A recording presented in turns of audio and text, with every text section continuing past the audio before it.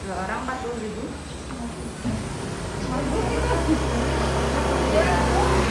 Ibu Pujo, ibu gue yang punya aja. Terima kasih.